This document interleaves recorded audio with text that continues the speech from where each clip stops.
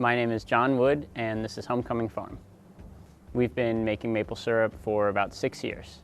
It fits in to our operation mostly because it happens when nothing else is happening.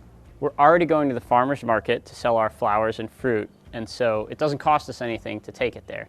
We bottle it in small bottles, 8 and 12 ounces, and then sell it for almost $1 an ounce. We do manage our sugar bush to increase the production by removing grapevines or less desirable wood species, but because we have a limited number of trees, we tap both red maple and sugar maple. The red maple has a lower sugar content in its sap, but we just don't have that many trees, so we'll take whatever we can get.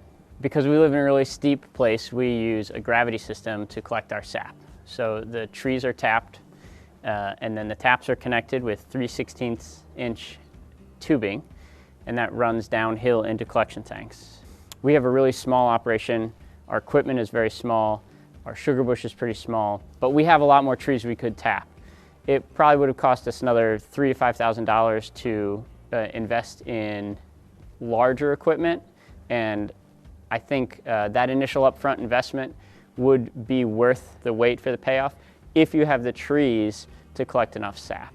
I would encourage people to, within reason, do as large of an operation as you can afford without taking on too much of a financial burden.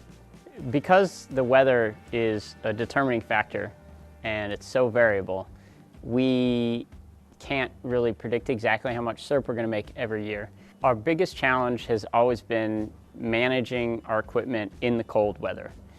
Pipes freeze, the water heater breaks. If we had invested in like a heated building, that might be something we could have avoided, but that was also outside of our price range for this operation. Buying the best equipment you can afford is always a good decision. It's easy to sell sugar. Blueberries are a form of sugar, strawberries, maple syrup, people will line up and eat it. Nobody doesn't like sugar. I think the biggest help that we got when we started our operation was talking to other local producers who've been doing it for a long time and taking their wisdom seriously. When I started my maple syrup operation, I actually listened to my neighbors and I learned a lot of valuable information. So if you can find somebody who's near you who's making syrup, you should spend the time with them to learn what you can. We paid off all the equipment within the first year. We didn't take a loan out, but we earned as much in profit as it took us to make the equipment in one good year of production. And then another 2 years would cover the cost of this building. When we made the decision to make maple syrup, it was because we had downtime in the winter, and it allowed us to make money off of a resource that we already had on the farm. But it is not a large portion of our revenue on the farm. It does keep us busy at a time of year when we wouldn't have other income streams.